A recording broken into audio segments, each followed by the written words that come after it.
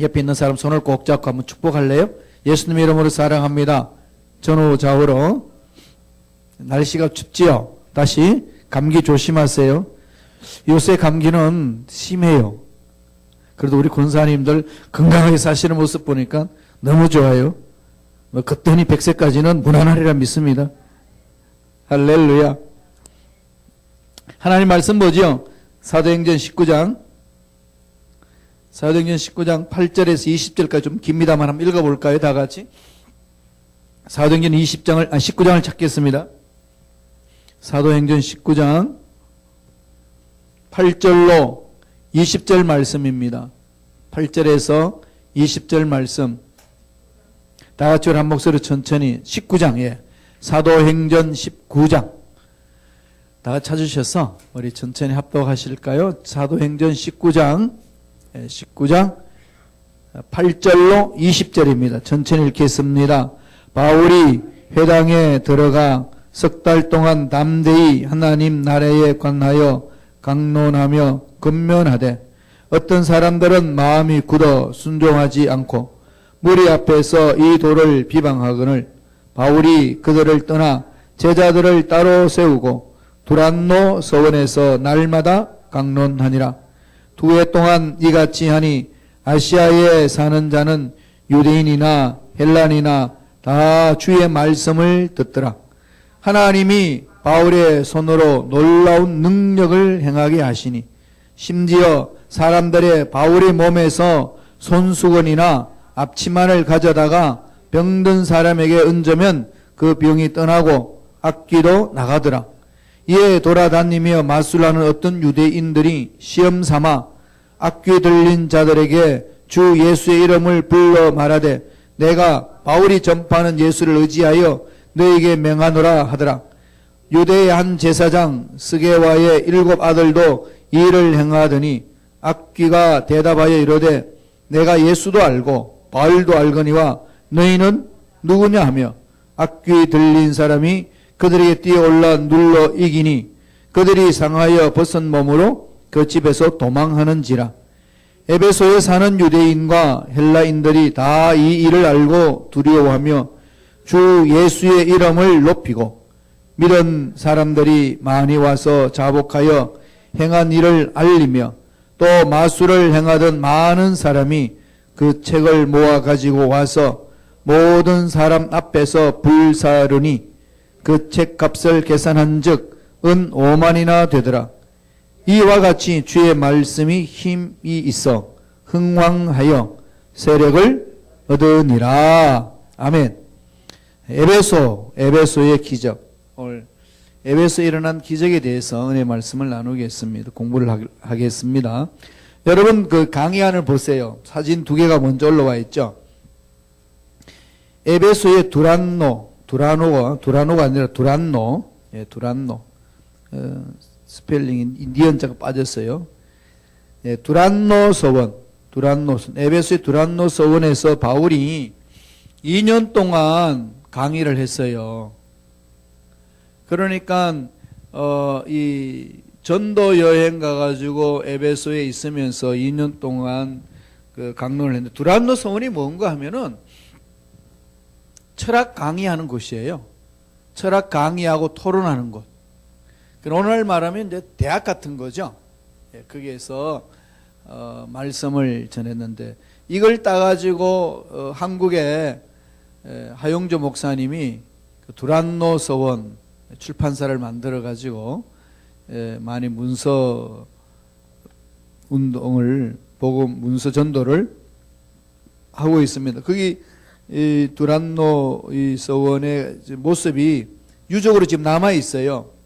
그냥 뭐 우리 서당처럼 조그마한 정도가 아니라 규모가 크죠. 여기에서 바울이 워낙 이 율법 대가이기 때문에 대가인 바울이 여기에서 이제 말씀을 풀어 나가는 거죠. 하나씩.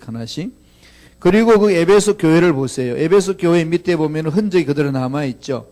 야외 강당, 노천 강당이 있고, 그 다음에 거기 기둥들이 이제 쓰이고 다 허물어졌는데, 위대한 바울이 목회했던 곳입니다. 바울이 여기서 이제 목회를 하고, 그 다음에 바울 뒤를 이어서 또 누가 있을까요? 디모데. 예, 디모데. 그 디모데 전후서 있죠. 디모데 전후서는 바울이 목회한 에베소 교회에 이 디모데를 파견해 가지고 목회하라고 파송을 했는데, 그때 목회를 어떻게 할 것인가 설명을 해준 내용이 디모데 전후서입니다. 에베소 교회에서 목회하는. 그러니까 바울이 그 당시에 그냥 대학자였고 위대한 사도였지 않습니까? 그래서 그런 사역을 하는 그 교회에 디모데를 이제 파송하니까 디모데가 젊어요. 나이가 어리니까 너의 나이로 인하여서 업신여김을 받지 마라. 이렇게 이제 이야기를 하면서 보내준 곳입니다. 그래서 이 교회가 나중에 예수님이 요한계시록에서 소아시아 교회 7교회를 평가할 때에 에베소 교회가 나오죠. 에베소 교회가 나오는데, 이 에베소 교회에 대해서 좋은 그 장점을 잘한 것을 칭찬하는 내용이 있고, 또 하나는 책망하는 내용이 있습니다. 무엇을 칭찬했고 무엇을 책망했는지 아시나요? 에베소 교회, 예, 고난받고 다음에 이단들을 쫓아내고 이런 것에 다 칭찬을 받았습니다. 그러나 두란노에서 서원에서 바울이 2년 동안 강론하면서 세워진 교회가 에베소 교회니까 말씀 양육이 잘 됐어요. 그러니까 이단에 대한 분별이 있는 거죠. 자기 신앙의 뿌리를 하나님 말씀에 뒀으니까. 그랬는데 그런 거 칭찬을 들었어요. 책망 들은 게 있습니다. 뭔지 아시나요? 처음, 예, 사랑을 버렸다. 처음 사랑이 뭐죠? 하나님의 은혜를 체험한 그 놀라운 사랑. 이 분기점이 필요하거든요. 신앙생활에 분기점이 있어야 됩니다. 오늘 에베소에서 일어나는 그 사건에는 이 신앙생활의 분기점이, 우리 주님이 역사의 분기점을 만들었잖아요. 예수님이 탄생하신 기점으로 해서 예수님 전, 비포 크라이스트, BC 그러죠. 기원 전. 이게 이제 기원이에요. 우리는 여기서 0으로 시작하고, 그 다음에 예수님 기점으로 해가지고 이 역사가 이후로 나가는 거죠. 기원 후 AD. BC와 AD는 알죠? 비포 크라이스트. AD는 아노 도미니, 이 라틴어예요. 아노는 the year of the Lord, 주님의 시대, 그리고 주님의 연도. 이 첫 글자를 따가지고 AD라고 썼죠. 이거는 이제 영어로 썼는데, 이 AD, 우리가 지금 서기 몇 년, 이 연도는 AD는 아노 도미니, 주님의 시대.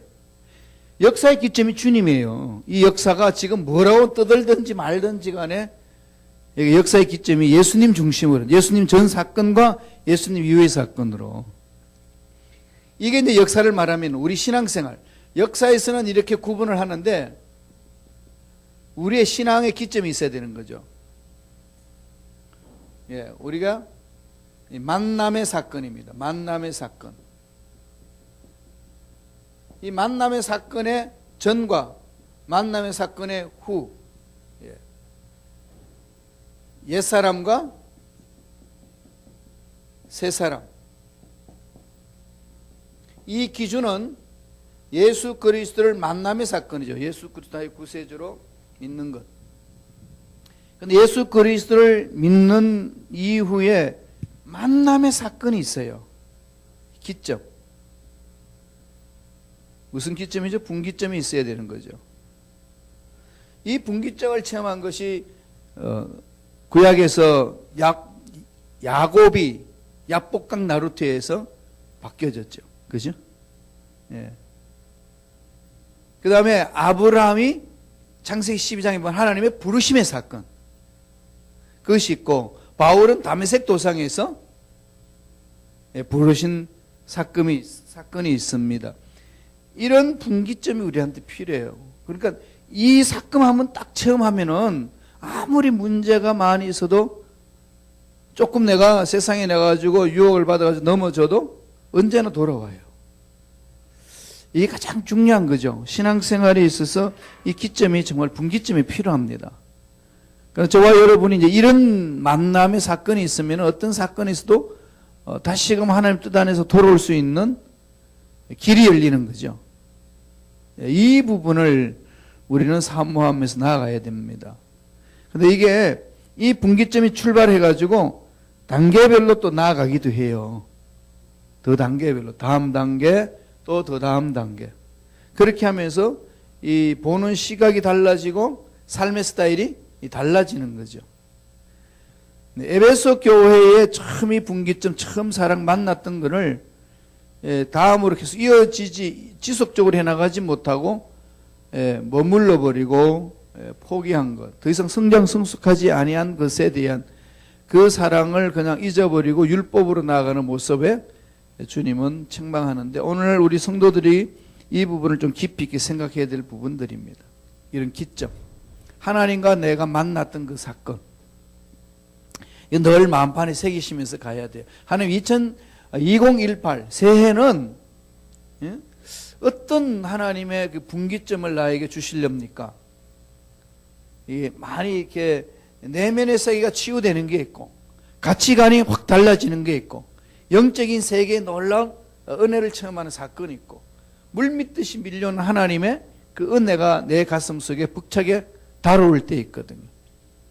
이제 그런 것이 사업이나 직장이나 가정에 대해서 바라보는 눈이 이제 달라지는 겁니다. 관점이 달라지는 거죠. 관점의 변화. 너무나도 이제 중요한 부분들이죠. 이 분기점에 있어서 가장 가져야 될 부분들이, 우리는 어떤 사건으로 나가죠? 성령 체험. 성령 체험이 중요하고, 성령 체험으로 일어나서 우리가 기본적으로 나아가는 것이 점차적으로 세계관이 바뀌어집니다. 가치관이 바뀌어지는 거죠. 서서히. 이게 이제 어디서 말하고 있나 하면은 골로새서 3장 10절에 지식에까지 새로워진다. 이건 우리 이미 새 사람을 입었기 때문에 저와 여러분은 늘 이 새 사람 입은 것에 대해서 두 가지는 늘 마음판에서 새겨야 되는 거죠. 고린도서 5장 17절하고 골로새서 3장 10절. 새 존재로 나아갑니다. 이거는 순간적으로 새 존재가 되어서 무정란이었던 계란이 유정란이 되는 사건, 생명이 있는 거고, 새 생명을 얻는 것이고, 이 부분은 가치관의 변화죠. 또는 관점의 변화. 안 된다고 생각했던 부분들이 점차적으로 달라지는 거죠. 자, 이러한 부분들을 하나님은 이 에베소 교회에 기적을 맛보게 하셔서 그 기적 속에서 이걸 체험하게 하는 겁니다. 그래서 오늘 에베소에 대한 이 바울을 통해서 기적을 체험했던 부분들이 어떻게 펼쳐지는지를 몇 가지 살펴보고 마치겠습니다. 자, 2페이지로 넘어가 보셔요. 2페이지 보면 그 지도가 좀 흐리멍텅하게 나와가지고 글자만 보이죠? 머릿속에 그려보세요. 오른쪽에, 제일 오른쪽에 밑에 보면 이집트가 나오죠? 이집트가 나오고, 그 다음에 예루살렘이 있습니다. 예루살렘 있고, 예루살렘에 좀 올라가게 되면은 안티오크가 있는데, 이게 안디옥을 좀 그대로 표기하면 안티오크인데, 안디옥. 그 다음에 안디옥에서 쭉 가는데 봐요. 골로새 있고, 에베소 있죠? 여기는 이제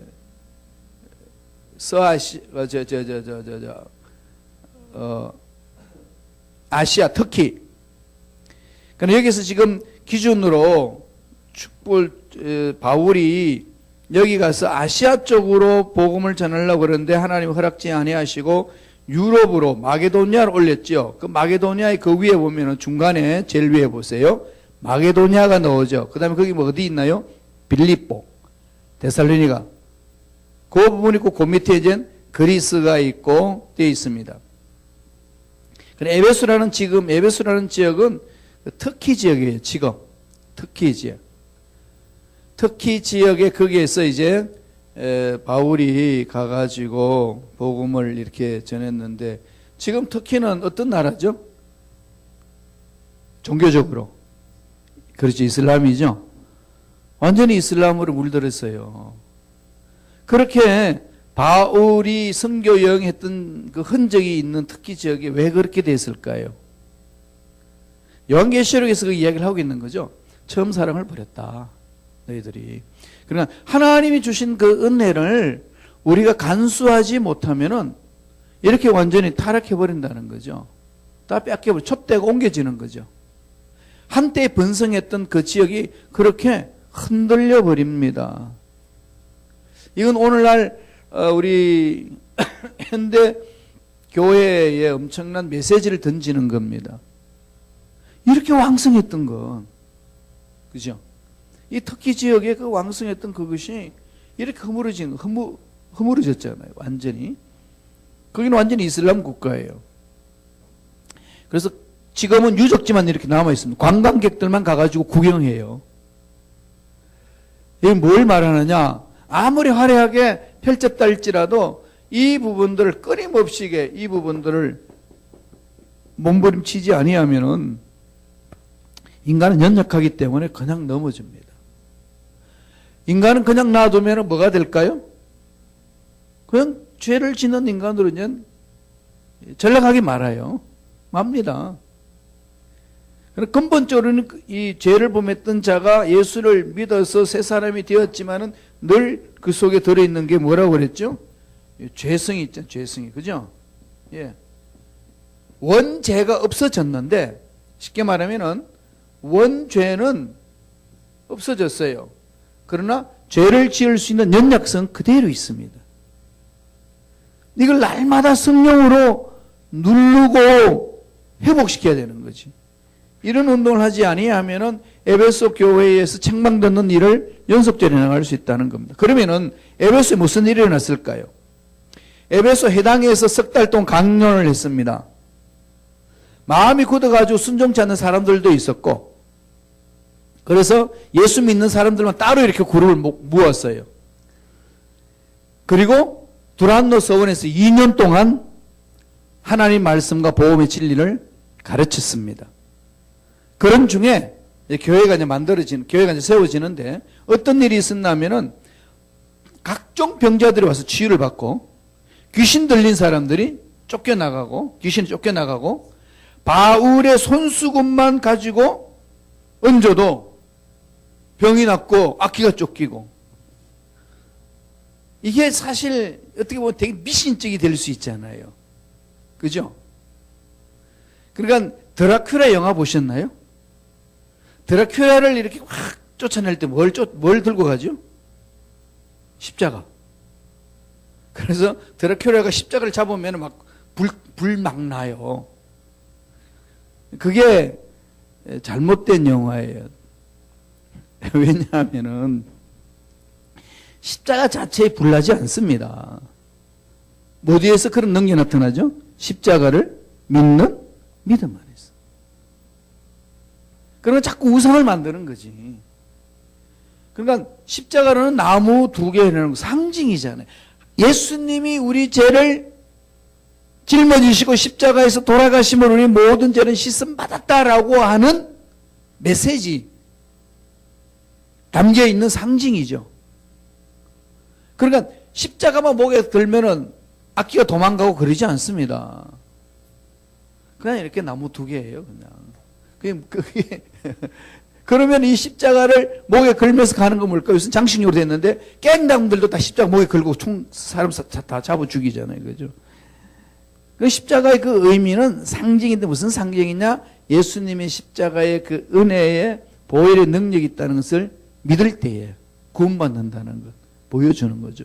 그래서 이제 목에 걸기도 하고 상징의 여러 가지로 장식품을 만들기도 하는데 그 자체에 기적이 있는 게 아니에요. 그러니까 드라큘라가 십자가를 잡았는데 불난다. 그건 잘못된 거예요. 그 부적 같은 거지.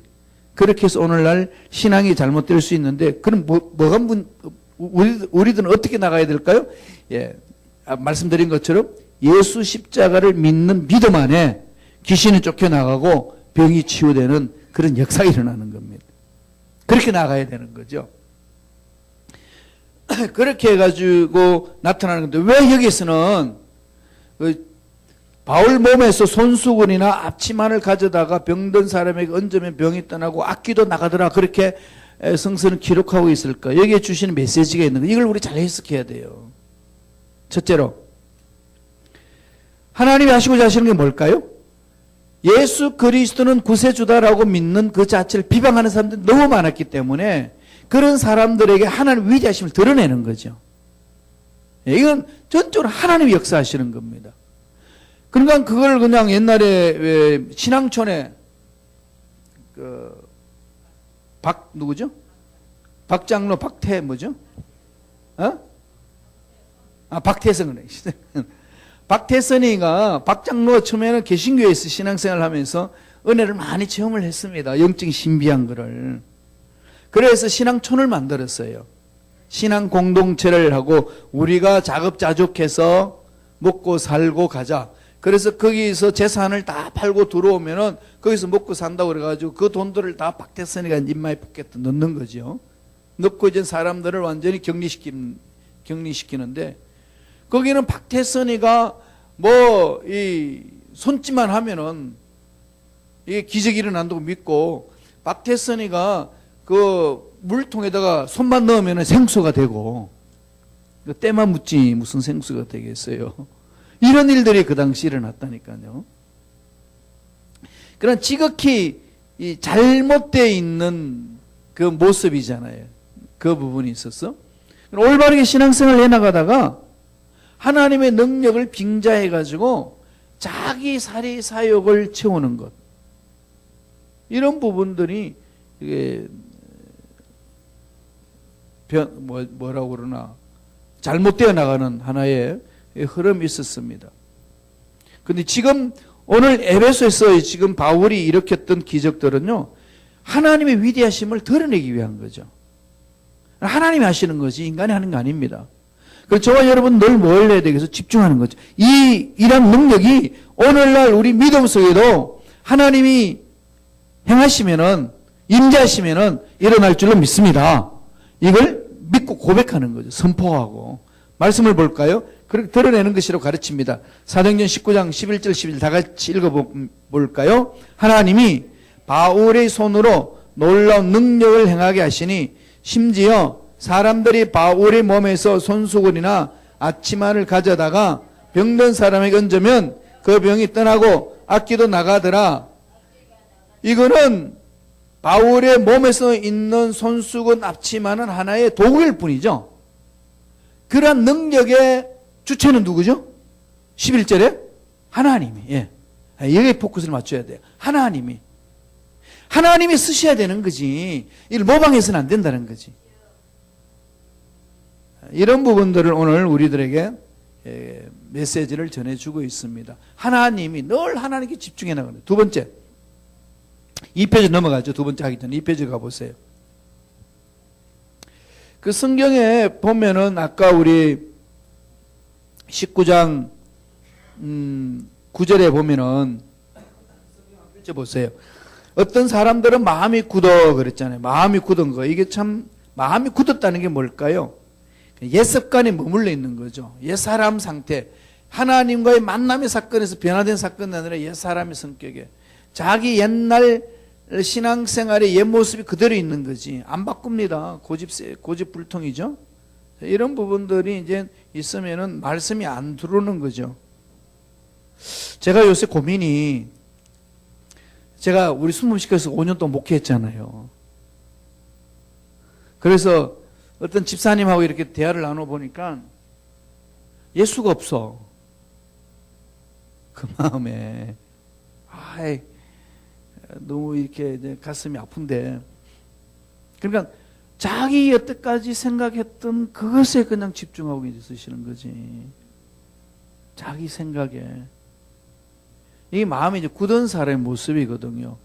자기 습관, 그다음에 자기 방법, 이때까지 자기 가치관을 가지고 가는데 이 관점 변화가 안 일어나더라고. 그냥 옛날 가졌던 그 관점 속에 이제 머물러 있는 거지. 그래서 가슴을 찢으면서 중보기도 하는 거죠. 하나님, 예수를 만나게 하여 주옵소서. 제가 섬겼던 우리 성도님들이 예수를 만난 사건들이 일어나지 아니하면은 제가 여기 있어야 될 이유는 하나도 없어요. 그죠? 그냥 재밌게 노는 게 아니고, 재밌게 지내는 게 아니고, 예수를 만나 변화되는 거죠. 이게 저와 여러분들이 나가야 될 부분들이잖아요. 여기에 대해서 질문들도 많이 던지는데, 늘 이것은 우리가 질문을 던지면서 나아가야 내 삶을 돌아보는 거죠. 예수를 만나면 변화되는데, 왜 그럴까? 오늘 에베소 교회도 굳은 마음이 있어요. 이러면 이제 늘 마음에 이렇게 위로함이 이제 오는 거는 이 굳은 마음이 한 공동체에 늘 있어요. 예수님의 제자들 중에도 12명 중에 한 명은 가룟 유다는 예수님 떠나잖아요. 배반하잖아요. 그죠? 자, 이런 부분들을 우리가 어떻게 잘 섬겨서 예수를 만날 수 있도록 해야 되나. 공동체는 그런 일이 비일비재하게 일어납니다. 몸부림쳐도. 바울이 고린도 교회에 개척을 해가지고 목회를 하는데 고린도 교회는 바울을 배척했습니다. 배척을 하고 공격을 해왔거든요. 그런 것이 너무 고민돼가지고 편지를 이제 고린도 교회에다가 쓴 내용이 고린도 전후 쓴 내용이에요. 바울을 대적하는 무리들이 교회에 이제 있어서 여러 소란이 일어나니까 문제가 되는 거죠. 그러나 우리가 지금 신앙생활 해나갈 때에 예수로 인하여서 내 생각이 바뀌는 것. 이게 이제 예수 믿는 사람들의 특징이죠. 그것도 그렇게 돼야 되고. 근데 바울이 사역할 때는 굳은 마음이 있었는데 그 사람들을 보세요. 3페이지에 참조례가 해놨습니다. 어떤 사람이냐? 마음이 굳은 사람들의 심리를 보면은요, 전통적인 습관에 젖은 사람들이고, 선입관념에 사로잡힌 사람들이고, 마귀가 그 마음의 문을 닫아버린 사람들이고, 진리를 깨닫지 못하고 부정적으로 받아들인 사람들, 사도들의 복음 전개의 반대자들은 이런 자들의 모습이라는 거죠. 이건 늘 깨야 된다는 거죠. 이걸 깨기 위해서는 가장 중요한 것은 분기점이 있어야 돼요. 분기점. 다시금 자신을 돌아보는. 제가 성찬할 때마다 우리 다 같이 신앙 고백 다시 하고 예수님을 내 인생의 주인으로 모셔드립시다 라고 자꾸 유도하는 것은 형식적으로 처음에는 해왔다가도 가면 갈수록 그게 가슴에 파고들 때가 있을 거예요. 이러면서 이게 분기점을 만드는 거거든요. 근데 계란은 유정란이 있고 무정란이 있잖아요. 무정란을 아무리 암탉이 품어봐야 생명 탄생 안 됩니다. 그냥 20일간 암탉이 계란을 품으면은 병아리로 부화되잖아요. 그런데 부화되는 병아리는 유정란, 씨앗이 있어요. 암탉과 수탉의 교배로 인하여서 암탉이 낳은 알, 거기는 유정란입니다. 모르죠? 그건 몰라요. 유정란인지 무정란인지는 모릅니다. 유정란인지 무정란인지 언제 알까요? 그렇다. 암탉이 21일간 품어보면 알죠. 20일간 품어버리면 무정란은 썩어버리고 유정란은 병아리가 됩니다. 물론 우리는 몰라요. 구원 받았는지 안 받았는지. 우리 믿음으로 구원 받으니까 최종적으로 하나님이 판단하시는 거잖아요. 그러니까 저와 지금 여러분들은 뭘 하죠? 예수 나의 구세주로 믿고 사모하는 거지. 성령이여 나를 임재하소서. 그럴 때 그럼 구원 받은 자 마저 어떻게 하느냐? 약속의 말씀 믿는 거예요. 약속의 말씀을 믿고 나아가면은 점차적으로 이런 게 일어나는 거죠. 그런데 그걸 못 일어나도록 자꾸 이게 끌어잡아당기는 게 이쪽에서. 그래서 분기점이 필요하다는 거예요. 빵 치는 게 있어요. 그걸 자꾸 사모하셔야 되는 거지. 저도 보니까 신앙이 성숙하는 것을 보니까 이렇게 분기점이 있더라고요. 단계별로.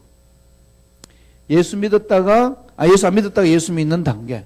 그 다음에 성령 체험하는 단계. 그다음에 성령에 의해서 내 생각이 바뀌어져 가는 단계.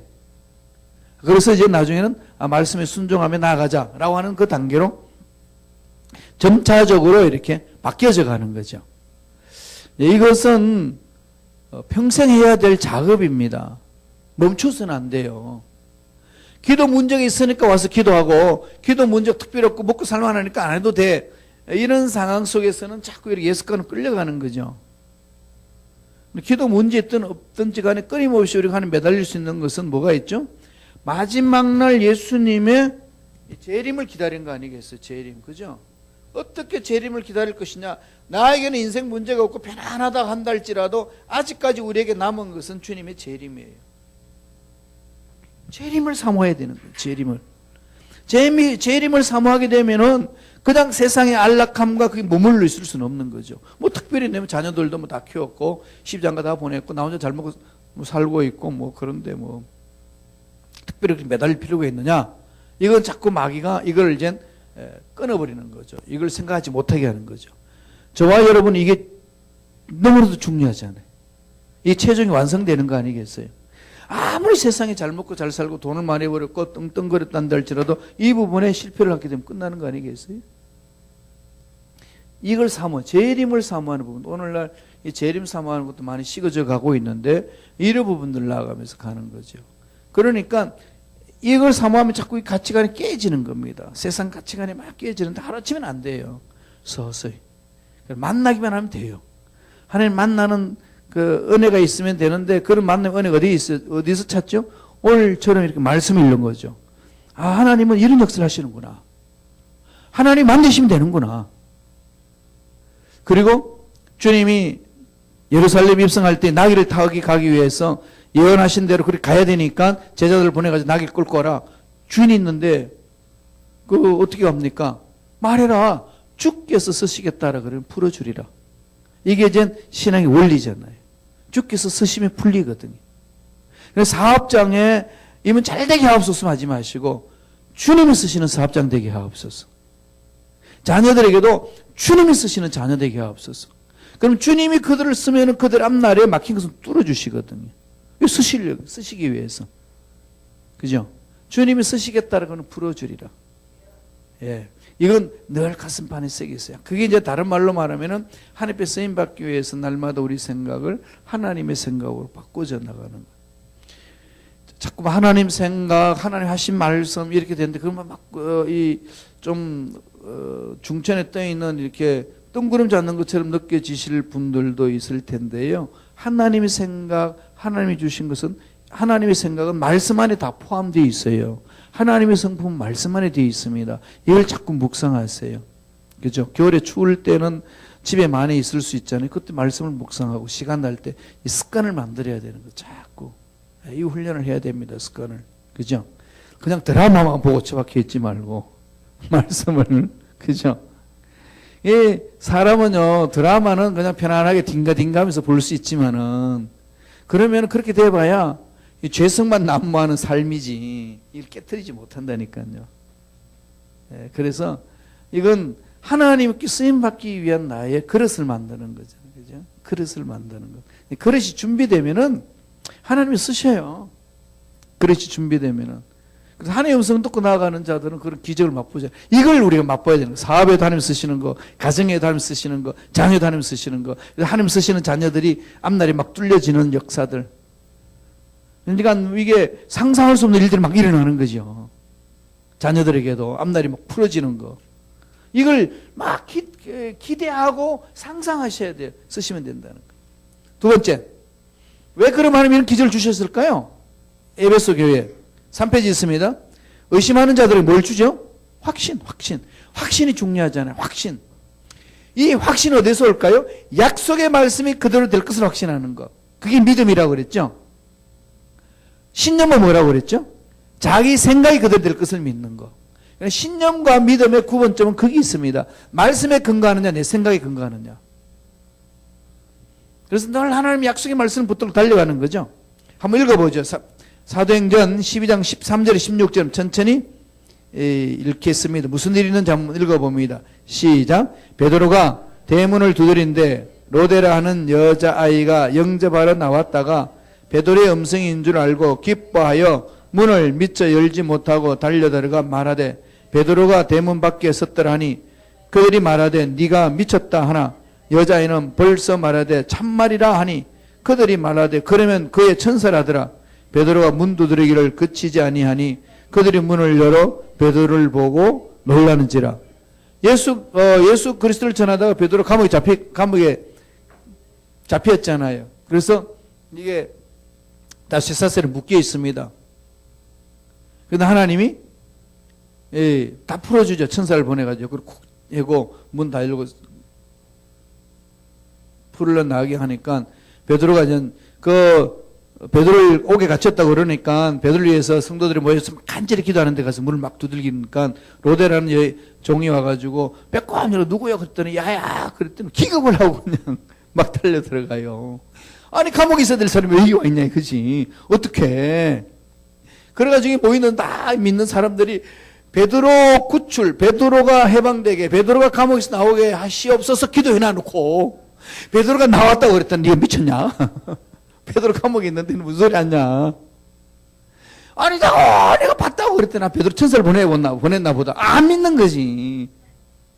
그래서 베드로 문을 막 두들고 문을 열어보는 거 베드로니까 다 기절을 초풍하는 거죠. 어째 이런 일이 있느냐. 이게 오늘날 우리 모습 아닌가요? 간절히 기도하고 기적이 하나님 응답받으면 이게 무슨 일이야. 나한테 왜 이런 행운이 올까. 이런 일들이 비일비재하게 일어나는 거죠. 하나님이 기적을 주시는 것은요 확신. 이게 저와 여러분 삶 속에 일어납니다. 사모하셔야 돼요. 하나님 막다른 골목에서 이런 은혜가 임하게 하여 주옵소서. 막다른 골목에 놓이면 이런 기적을 체험하기 참 쉽습니다. 왜 하나님 그걸 끌고 가셨을까요? 우리가 기도했는데 왜 자꾸 뒷고이게 할까요? 이제 그러면은 막 꿈을 꿨는데 막 엉망진창으로 삶이 꼬이는 요셉 삶을 묵상하시면 돼요. 자기 꿈과 전혀 다르게 막 움직이는 거 봤을 때 13년간 그걸 참아낸다는 것은요 하나님 주신 꿈이 명료하지 않으면 못 견딥니다. 튕기는 거죠. 베드로가 주를 위해서 헌신해서 살겠습니다. 그렇게 결심결단했는데 가야바들에서 3번 부인하잖아요. 그것도 저주까지 하면서 난 안 돼 그러잖아요. 난 안 돼 그러고 들어가죠. 야 고기나 잡으러 가자. 고기나 잡으러 가자. 뭘 내가 일한다고 뛰어나가지고 난리치냐. 이게 영적으로 살고자 하는 저와 여러분 삶에 늘 일어나는 사건들이에요. 왜 안 되니까. 그게 왜 그럴까요? 예, 이 분기점이 점차적으로 있어야 되는 거죠. 하나님 만나는 참 분기점이. 그러면은 삶이 달라져요. 제가 예수를 전해서 달라진 모습들이 다 그래요. 제가 전 대학 시절 때에 과외를 했거든요. 영어 과외. 여러분 성문종합 영어라는 책 아시나요? 제가 거기에 대해서는 달달달달 외우다시피 해가지고 가르쳤어요.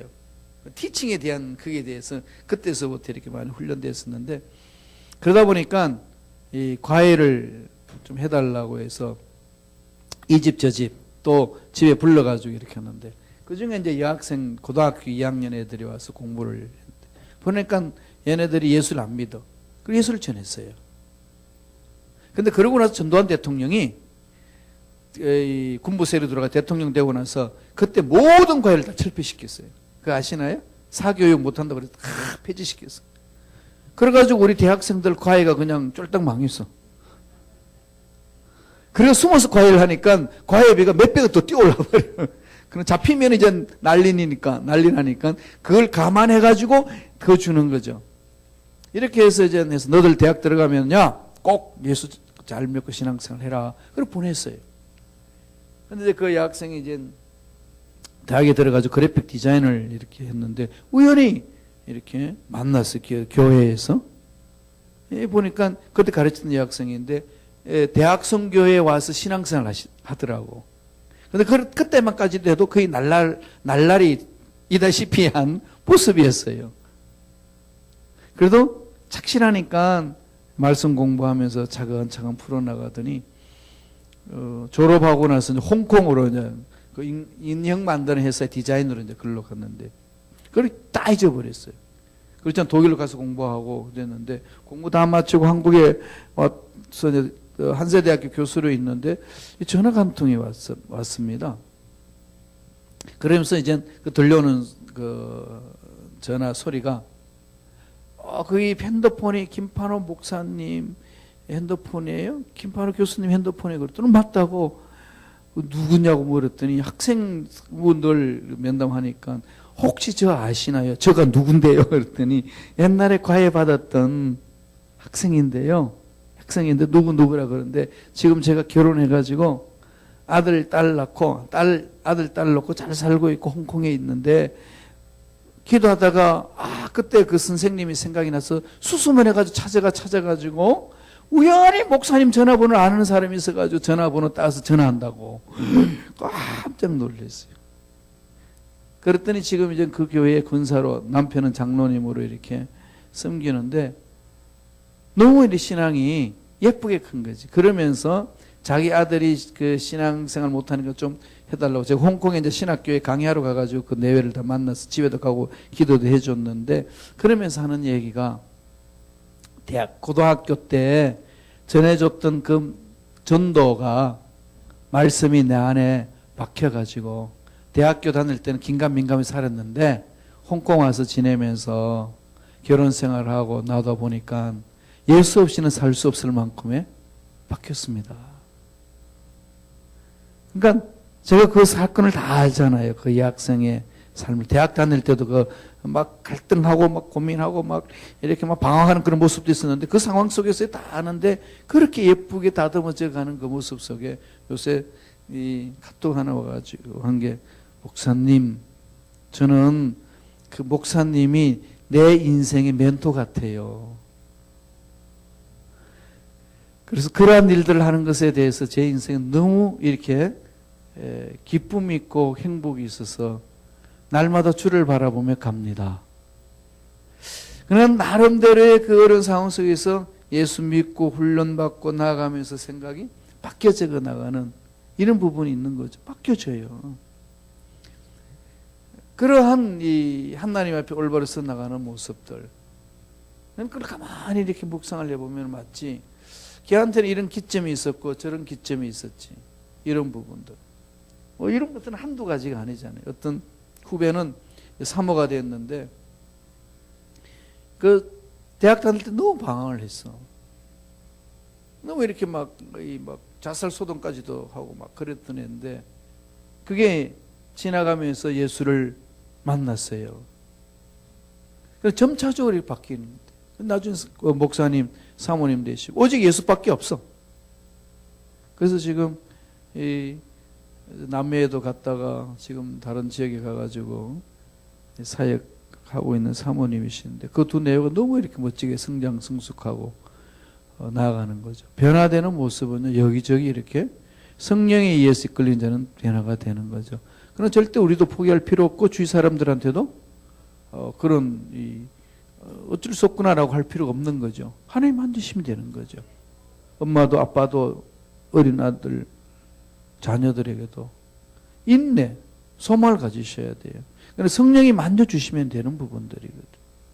변화되는 거, 확신을 준다. 그래서 확신을 주기 위해서 그런 기적적인 사건들을 여기저기서 체험하게 하는 겁니다. 자, 뒷장 4표지로 넘어가죠. 그 다음에 세 번째로 보지요.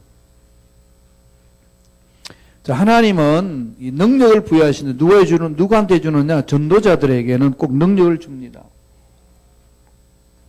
한 번 더 우리 19장 11절 12절 한번 읽어보죠. 다 같이 읽습니다. 하나님이 바울의 손으로 놀라운 능력을 행하게 하시니 심지어 사람들이 바울의 몸에서 손수건이나 앞치마를 가져다가 병든 사람에게 얹으면 그 병이 떠나고 악기도 나가더라. 하나님이 하시잖아요. 그죠? 하나님이 바울의 손으로 놀라운 능력을 행하게 하시는 거죠. 하나님이 쓰시면 그런 일이 있는 거죠. 하나님이 우리 가정을 쓰시면 그런 일이 있는 거죠. 하나님이 우리 자녀를 쓰시면 그렇게 있는 거죠. 왜 뜻대로 되지 않냐? 너는 왜 이렇게 있냐? 이렇게 할 필요 없습니다. 하나님이 그걸 쓰시면 된다는 거. 순범시카고 교회도 하나님이 이렇게 이끄시면 되거든요. 그게 중요한 거지 않겠어요? 이런 프로그램 저런 프로그램으로 초대교회가 부흥 발전하지 않았습니다. 여의도 순복음교회도 어떤 프로그램을 도입해가지고 부흥 발전하지 않았어요. 뭘까요? 하나님이 이끄신 대로 따라간 거예요. 하나님이 쓰시면 되는 거거든요. 거기 서대문에서 여의도로 올 때에 그게 100만 원 가지고요. 그 당시 20억 되는 건물을 짓겠다고 달려들었습니다. 이건 뭐 있을 수가 없는 거죠. 그런데 물론 죽을 고비 많이 넘기고 하나님 음성 듣다가 그냥 조 목사님 인간적으로 해가지고 뭐 낭패를 당한 적이 있어요.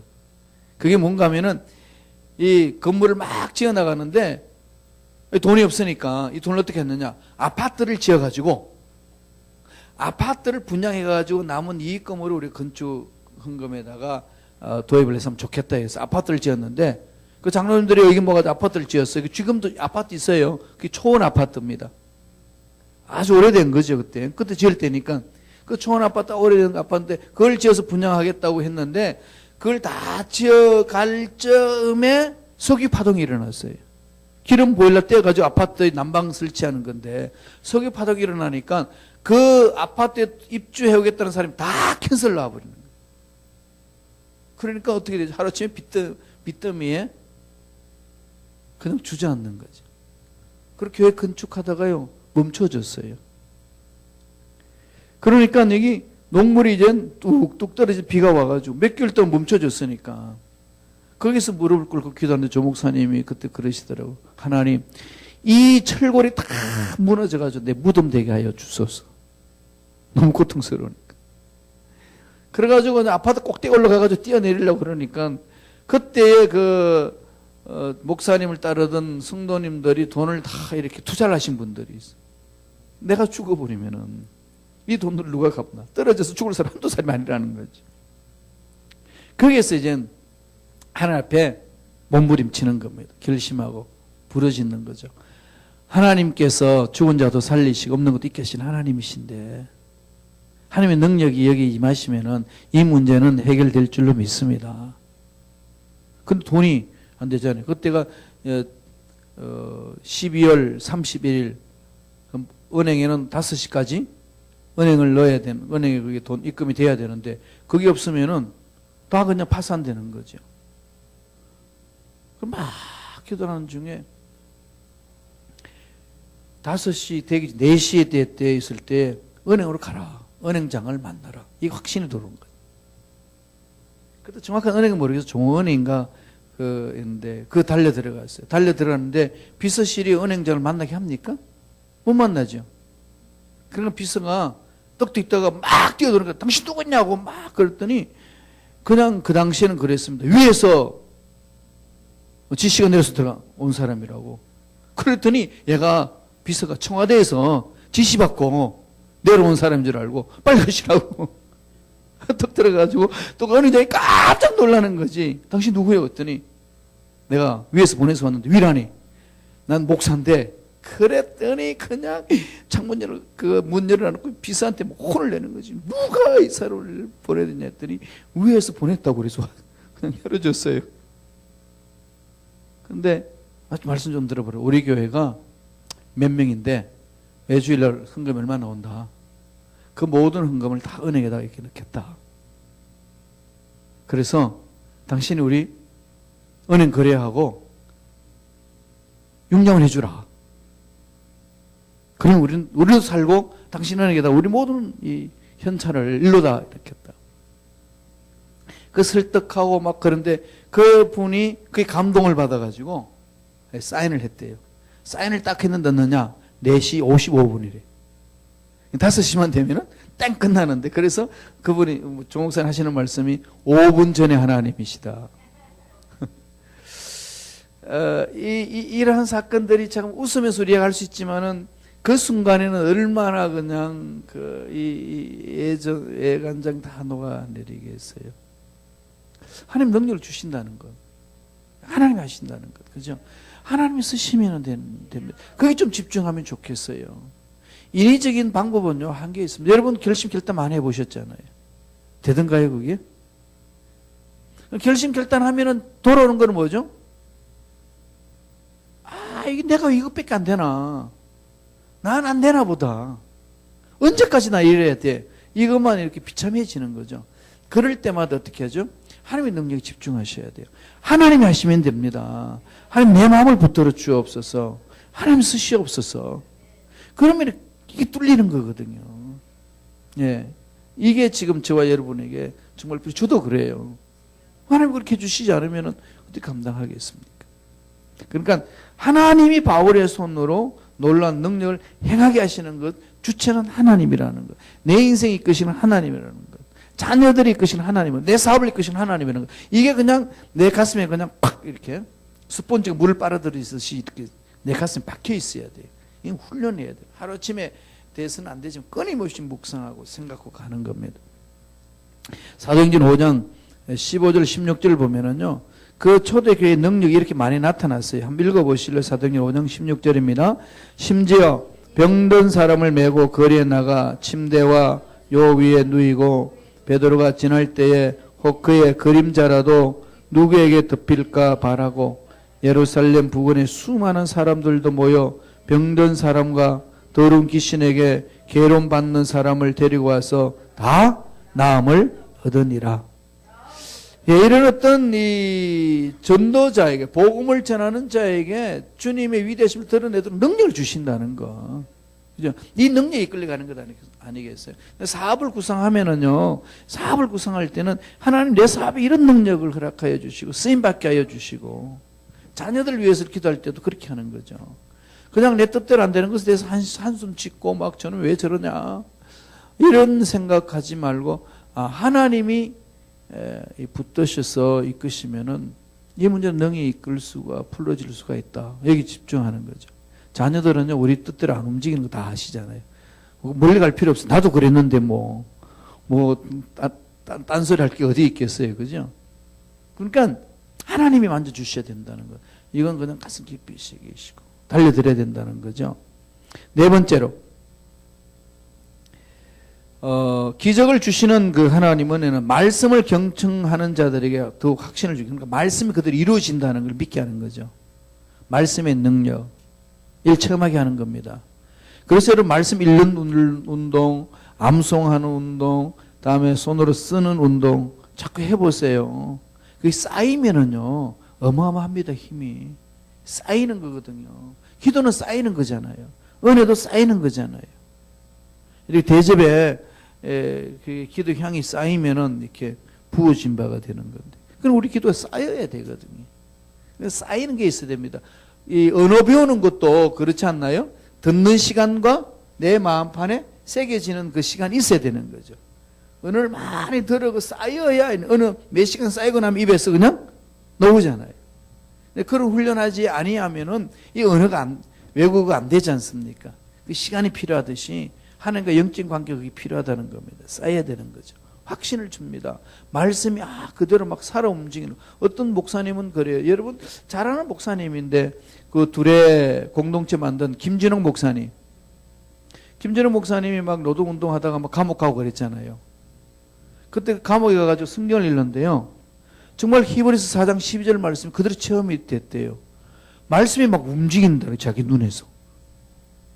막 살아서 이렇게 꿈틀거리는, 살아있는 그런 어떤 느낌을 자기는 체험했다고. 장로교의 목사님이잖아요, 그분. 그럼 그분이 자기 체험한 걸 간증을 합니다.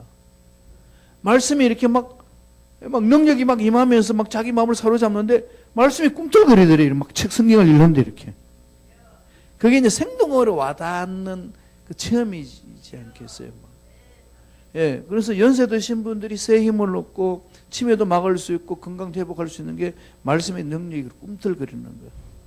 그걸 사모하시면서 이제 적는데, 숙제하듯이 빨리 끝내가지고 그냥 끝낸다고 그러지 말고 음미하면서 한번 써보세요. 자꾸 한 문장이라도 써도, 하루에 한 문장이라도 쓰면 돼요. 한 절씩이라도. 이러면서 1년 동안에 써나간다면 그 말씀 써나가는데 의미가 얼마나 깊겠어요. 아직까지 지금 공백 많으니까 다 같이 이름 써가지고 한번 써보게 하셔요. 정말로 말씀해 주시는 은혜 너무 강합니다. 그러면은요, 말씀이 그대로 된다는 확신이 생겨요. 그러면은 두렵지 않습니다. 조지 밀러가 그걸 체험했고 그게 목숨을 건 사람 아닙니까? 기도응답. 약속의 말씀대로 믿고 가면 되나 안 되나? 가는 거죠. 무디도 그랬고요.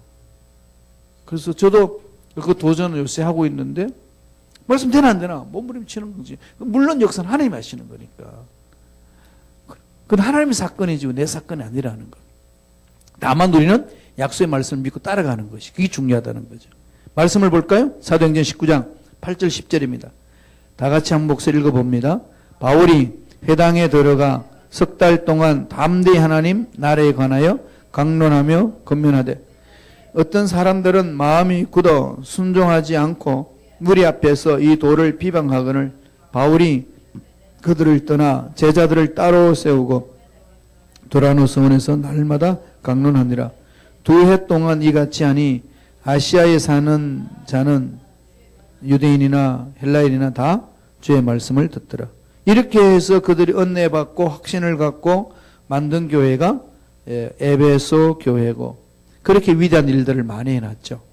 그래서 그 바울이 목회했고 그 뒤를 이어서 디모데가 목회했고 그래서 디모데 전후서를 읽어보면은 바울이 에베소에서 목회하는 디모데에게 어떻게 목회해야 될 것을 잘 가르쳐 준 부분들. 오늘 우리에게도 그대로 적용이 되는 부분들입니다. 그 다음에 5번째로 5페이지 넘어가죠. 5페이지로 보겠습니다. 4페이지에는 말씀이 능력이 있다는 걸 체험하게 한 거죠. 5번째는 하나님의 역사는 다양하다는 거. 그죠? 하나님의 역사는 다양하게 전달됩니다. 사람마다 성격이 다르잖아요. 그러나 저와 여러분들이 신비함을 체험하는 것은 다 다양한 거예요. 꿈을 통해서, 환상을 통해서, 아까 김전웅 목사님 말씀이 막 꿈틀 그리는 거, 그런 체험할 수도 있고, 어떤 사람은 이성이 막 깨달아지는 거죠. 밝아지는 겁니다. 막 생각이 막 그쪽으로 집중해 나가는 거죠. 어느 순간에 세상 것들이 막 싫어지고, 하나님의 나라가 더 사모해지고, 막, 이런 게 막 이렇게 끌려가는 부분들이 있거든요. 그러나 이건 연세 들었든 안 들었든 내가 힘이 있든 없든 그게 중요한 게 아니죠. 그냥 그렇게 끌려가는 거예요. 그냥 그렇게. 이런 것을 체험하면서 나가는 거잖아요. 그럼 주님은 12명을 그렇게 가르쳤거든요. 1명 실패하고 11명. 11명을 통해 가지고 이 지구촌을 꿈을 갖지 않습니까? 11명이 하나님의 말씀 안에 쓴다면은 이 지구촌의 복음이 전파될 수 있다는 확신을 갖고 그렇게 제자 훈련하고 이끄는데 그 제자 훈련 프로그램이 아니고 뭐죠? 말씀의 능력을 맛보게 하는 거고 성령의 사로 앞에서 은혜를 체험하게 하는 겁니다. 그게 오늘날 지금 전 세계에 흩어져서 지금은 그 꿈이 이렇게 실현되어 나가지 않습니까? 때가 되면 다시 오실 거죠? 열매를 맺습니다. 아버지께서 약속하신 것은 절대로 흐물흐물 사라지는 게 아니라는 겁니다. 바로 이루어지는 거죠. 그런데 사람들마다 다양하게 그 성격을 사용하시는 거죠. 꼭 내가 체험했으니까 너도 이렇게 체험해. 이건 없습니다. 다 다른 거죠. 그리고 전도하는 방법도 다 다양합니다. 다양하게 하는 거죠. 시대는 바뀌잖아요. 시대는 바뀌니까 전도하는 방법도 바뀌어져요. 그러니까 삶으로 바뀔 수도 있고 거리 나가서 전해줄 수도 있고 CD로 전해줄 수도 있고 전화를 할 수도 있고 편지를 써서 할 수도 있고 음식을 주면서 초대해서 이러면서 나아가는 거죠. 그럼 그 시대 그 상황 속에 맞는 그 방법으로 나아가는 거죠. 자기가 경험한 것만 가지고 주장해서는 안 된다는 거예요. 하나님 나라는 정말 다양합니다. 다양하면서 서로 만들어가는 거잖아요. 그죠? 각자 다양한 걸 만들어가는 거죠. 그러니까 다른 교회에서 체험했던 것이 꼭 이 교회에서 적용되는 부분은 없습니다. 저쪽에서는 그런 능력이 있었는데 여기 와서 그대로 일어난다는 것 없어요. 그래서 어떤 교회에서 성공했는 그 성공 모델 가져가지고 여기 적용하면 될 거냐? 그렇지는 않습니다. 여기 있는 사람들이 깨어서 기도하면서 성령의 음성을 듣고 따라가야 되는 거죠. 다양하다는 거.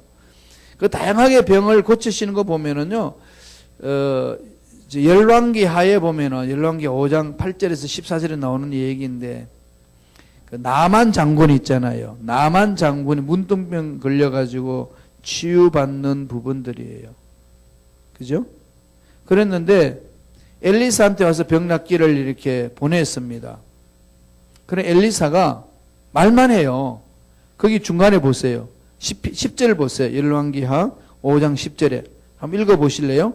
엘리사가 사자를 그에게 보내 이르되 너는 가서 요단강에 몸을 7번 씻으라. 내 살이 회복되어 깨끗하리라 하는지라. 엘리사가 직접 말하는 것도 아니고 사자를 그에게 보내는 거죠. 이거 얼마나 금방지겠어요. 나만 입장에서 보면은 아니 이 나라까지 원정 와가지고 지금 병 났으려고 왔는데 좀 나와가지고 좀 해주면 안 돼? 그죠? 왜 그냥 그 종을 보내가지고 우리 선생님이 말씀하는데요. 저 요단가 가가지고 7번 몸 씻으래요. 웃기는 거지. 그러니까 나만 장군은 기가 차가지고 야 가자 내가 미쳤다고 이 짓 하냐. 우리 고향에 가면 이 요단강보다 더 깨끗하다. 이게 뭐죠? 자기 생각 속에 뭔가 일을 하려고 그런 거 아니겠어요? 이제 이럴 때에 하나님 보시는 건 뭘까? 믿음의 결단이죠. 예, 예수님이 기적을 일으킬 때 늘 이걸 확인합니다. 네 생각을 깨고 가치관을 바뀌고 하나님의 관점에서 보라. 기적은 여기서 일어난다. 그래서 사람 말에 휘말려 들 필요 없고 환경에 휘말릴 필요가 없는 거죠. 자꾸 그래서 그렇게 하려면요. 말씀 위에서는 훈련을 하셔야 돼요. 말씀에 뿌리를 내리는 거. 말씀에 자꾸 뿌리 내리면서 그러면은 말씀으로 인한 나의 가치관이 형성이 돼요. 흔들리지 않는. 쉽게 말하면 내공이 강해지는 거지. 그러니까 뭐 어떤 일이 일어나도 누가 말해도 흔들리지 않는 담대함. 그게 똥고집이 아니고 하나님이 주신 확신이 있으니까 예, 안 보여요. 그런 거는 환경부터 흘러버릴 수 있는 능력이 생깁니다. 분별력이 생기는 거죠. 말씀에 있어서 나아가는 그 기적이 있습니다. 여태까지 내 병이 이랬으니까 안 낫는데 이런 생각 깨줄 수 있는 힘이 거기서 나오는 거죠. 38년 된 병자도 일어나는데 그죠? 그래서 자꾸 좀 도전하는 거죠. 하나님이 만지시면 됩니다. 이게 좀 기적을 좀 이렇게 체험했으면 좋겠어요. 그래서 우리 순범식하고 이런 기적 공동체 일어나도록 필요한 부분들입니다. 그래서 제일 밑에 보면은 다른 것 좀 이렇게 생략하고요. 제일 밑에 보면 5페이지에 주님은 못하실 일이 없으신 능력의 주인이시라는 거. 내 인생의 주인이고 사업의 주인이고 가정의 주인이잖아요. 이걸 잊지 말았으면 좋겠어요. 실망하기 딱 좋은 시대지 않습니까? 힘들고 어려울 때에 이 시대가 자꾸 어려워지니까 자꾸 위축당하고 교회도 위축당하고 예수 믿는 사람도 위축당하고 하나님 능력 어디 있습니까? 이런 어떤 하소연할 수밖에 없는 상황인데 끝까지 믿고 가는 자 하나님은 반드시 지켜주시고 내 믿음대로 될지어다 일어날 줄로 믿습니다. 자, 마지막으로 6페이지 넘어가고 우리 마무리 짓도록 하죠. 2가지 남았습니다. 여기에서 이제 경고가 있는 거죠. 경고. 하나님의 능력은, 주님의 능력은 모방 못합니다. 모방하지 말. 영적인 일을 모방하면 당합니다. 마귀한테. 그런 것처럼 하는 거. 자, 한번 읽어보고 우리 말씀을 나누죠. 사도행전 19장 13절 16절 다 같이 읽습니다. 이에 돌아다니며 마술하는 어떤 유대인들이 시험 삼아 악귀 들린 자들에게 주 예수의 이름을 불러 말하되 내가 바울이 전파하는 예수를 의지하여 너에게 명하노라 하더라. 예, 유다의 한 제사장 스게와의 7 아들도 이 일을 행하더니 악귀가 대답하여 이르되 내가 예수도 알고 바울도 알거니와 너는 누구냐 하며 악귀 들린 사람이 그들에게 뛰어올라 눌러 이기니 그들이 상하여 벗은 몸으로 그 집에서 도망하는지라. 이게 영적으로 모방하는 자에게 나타나는 현상입니다. 지금 봐요. 13절에 보면은 주 예수 이름으로 내가 말한다. 야, 예수님 의지하여서 명하노라 그랬더니 안 나가죠. 그러면서 뭐라고 그럽니까? 너 누구냐? 이거잖아요. 왜 이런 일이 일어날까요? 예수는 그리스도라고 신앙 고백하고 그 다음에 예수는 예수 이름에 권세가 있다는 걸 쫓아내면 나간다고 그러는데 왜 안 나갈까요? 예수 이름을 안 믿는 거죠. 그냥 모방입니다. 한번 해보는 거지. 이런 게 아니고요. 정말로 우리가 할 수 있는 권세는 예수님은 그리스도이시고 예수 이름에 이런 권세가 있다는 것을 확신하는 믿음이죠. 약속의 말씀. 이 믿음의 사건. 이 믿음의 사건이 있지 않고 모방할 때는 나타나지 않는 것. 이게 지금 저와 여러분들이 몸부림쳐야 될 부분들입니다. 모방하지 말고 뭐라고요? 믿는 거죠. 기도하는 척하지 말고 기도하는 거죠. 사랑하는 척하지 말고 사랑하는 겁니다. 예수님의 능력을 믿는 척하지 말고 그냥 믿는 거지요. 그러니까 예수에 대해서, 예수 이름에 대해서 하는 것이 아니라 예수 이름의 권세를 믿는 거죠. 그게 다른 거죠. 예수님을 믿느냐, 예수님에 대해서 믿느냐. 예수님에 대해서 말하면 예수님에 대해서 말한 것에 대한 것을 믿을 뿐 예수님을 믿지 않습니다. About God이 아니라 I believe in God이죠. I believe God을 믿는 거지. About God하고 I believe God을 믿는 거 다른 거죠. In God, About가 다릅니다. 그죠? 하나님을, 능력을 믿는 거고 하나님에 대해서 믿는 것 아닙니다. 대해서 믿는 건 학자들이 하는 거죠. 예수님 어떤 분이다, 어떤 분이다, 어떤 분이다. About가 아니라는 것. 하나님 그 자체를 믿는 거고 그 능력을 믿는 것. 모방돼서는 안 된다는 것. 그 자체를 믿어야 되는 것. 기도하는 것처럼 하지 말라는 거죠. 마지막으로 7번째. 이 거짓 행위들은요 다 드러납니다. 거짓 행위들은 드러나죠. 한번 사도행전 19장 19절 20절 읽어보죠. 다 같이 읽습니다. 또 마술을 행하던 많은 사람이 그 책을 모아 가지고 와서 모든 사람 앞에서 불사르니 그 책값을 계산한 적 은 5만이나 되더라. 이와 같이 주의 말씀이 힘이 있어 흥왕하여 세력을 얻었느니라. 하나님의 기적의 역사는 뭐하죠? 거짓된 것들을 들추어내는 거죠. 그러니까 마술 행하던 사람이 드디어 진짜를 보는 거죠. 모조품을 들고 있는 사람은 진짜를 만나면 모조품 들고 다니나요? 내팽개치죠. 다이아몬드가 가짜 다이아몬드를 그냥 뭐 치장에다가도 정말 다이아몬드를 가지면은 필요 없는 거죠. 그죠? 정말을 진짜를 만나는 자는 가짜에 속아가지 않습니다. 마술을 하는 사람들이 많은 사람들이 정말 하나님의 능력을 체험하니까 자기 행했던 모든 것들을 거짓이라고 다 내팽개치는 것. 여기서부터 이제 하나님의 능력을 체험하는 삶이 시작되는 거 아니겠어요? 이러면은요 영적인 삶은 재미있습니다. 예수 닮아가는 게 괴로운 게 아니에요. 예수님 말씀대로 사는 것이 괴로우면은 어떻게 우리가 따라갈 수 있을까요? 그 세계에 들어가게 되면은 그죠? 즐기는 거죠. 그거 비행기가 창고를 나를 때는 전 엔진을 다 열어가지고 이 대기 창고로 가잖아요. 그 기류만 타면은 그 엔진들은 다 작동하지 않습니다. 그거까지 가는 거죠. 그죠? 이 로켓가 인공위성이 대기권을 벗어나야 우주 속에 들어가지고 마음대로 이렇게 운행할 수 있는데 그 대기권 벗어나기가 어려운 거죠. 흑암의 세력들이 우리들을 꽉 쥐고 있는 이 상황 속에 그걸 차고 들어가야 되는 거죠. 깨야 되는 겁니다. 그거까지가 힘든 거지. 그것만 딱 뚫고 나가면 엄청난 거죠. 바다에서 수영하면은요, 한 50m까지는요, 파도가 많이 있기 때문에 힘듭니다. 50m만 지나 딱 가면은요, 잔잔해요. 근데 그거 못 들어가는 거죠. 무서워서.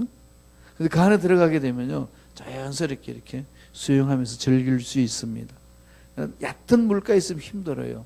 그 깊이 들어가는 자에게는요, 어마어마한 은혜가 있는 거죠. 그래서 더 하나님을 사모하고 닮아가는 겁니다. 영적인 삶이 그래요. 영적인 삶이. 예, 기적은 바로 그런 데서 일어난다는 겁니다. 오늘 에베소 교회에서 하나님이 일으켜 주신 기적을 바라보시면서 하나님 우리 삶 속에 이런 은혜가 임하게 해달라고, 가정에도 자녀에게도 사업에도 직장에도 내가 하고 있는 일에도 내 육체에도 내가 섬기는 교회 공동체 일에도 이런 기적을 맛볼 수 있도록 축복해달라고, 다 같이 우리 주여 삼창하시고 통성으로 하나님 앞에 우리 간절히 한번 기도하겠습니다. 주여, 주여, 주여. 할렐루야. 하나님 아버지 감사와 찬양을 드립니다. 성령으로 역사하여 주옵소서.